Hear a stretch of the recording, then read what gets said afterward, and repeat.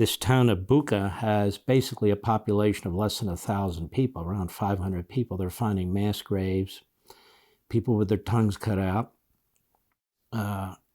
women being raped and then hung. The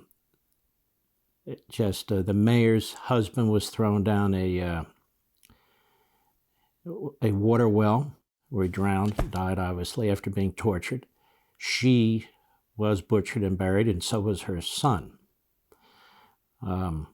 Just so horrible. People trying to escape, shot in the back of the head, on their bikes or wherever. People having limbs severed, heads severed. They're finding bodies with arms tied behind their backs and legs tied and shot in the back of the head. This is what's going on when the Russians take these towns.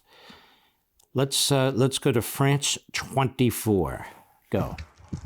410 bodies have been recovered so far. 280 of these had been placed in mass graves because it was too dangerous to bury them elsewhere. Russia's defense ministry said not a single local resident in Bucha. I'll stop right there. It's a small woman. Could be a girl, for all I know. This is so horrendous. Go ahead. Had suffered violence.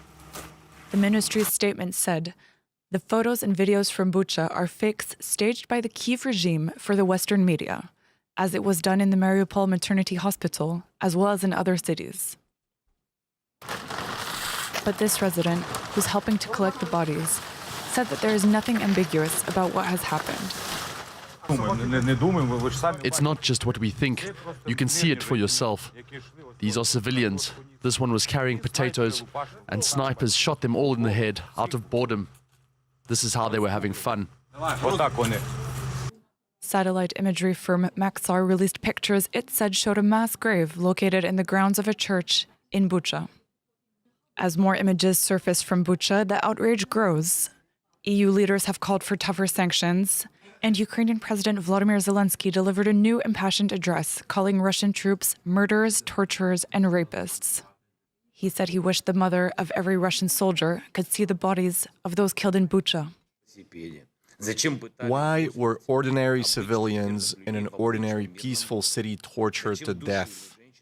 Why were women strangled after their earrings were ripped out of their ears?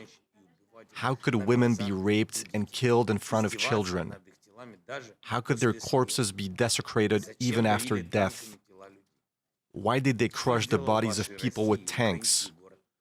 What did the Ukrainian city of Bucha do to your Russia? UN Secretary General Antonio Guterres has called for an independent investigation, and the UN Security Council is due to discuss Ukraine on Tuesday.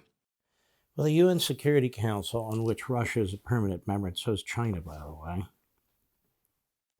did nothing.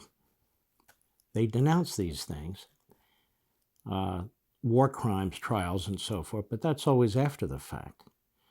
That's not going to help the people who are there now, who are being slaughtered. We have to help these people, ladies and gentlemen. This is what we Americans do. Over 80% of you agree with me.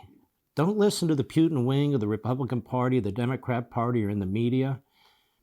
They have no heart, they have no soul, and they have no sense.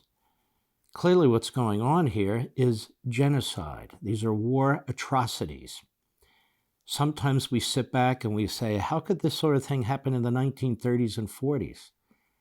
It's happening right now. And if China has its way, Taiwan is next. And if Iran has its way, the Jews are next. We have to pay attention to this. We have to urge our politicians to get the Ukrainians the heavy weapons that they need,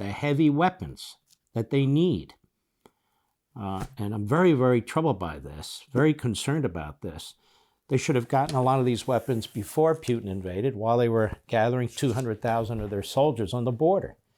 Makes me wonder what we're doing with Taiwan right now. Are we arming up Taiwan? No. Well, we need to arm up Taiwan. We need to prepare to take out the nuclear systems that are being well advanced and built in Iran. We have got to prepare for what's taking place in this country.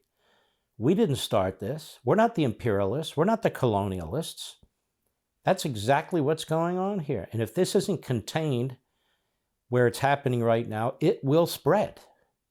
It will spread. You know, it's interesting. We talk about Putin with his back against the wall, desperate. Will he use nukes? He's not going to use nukes because he's a coward. He doesn't want to be blown to smithereens.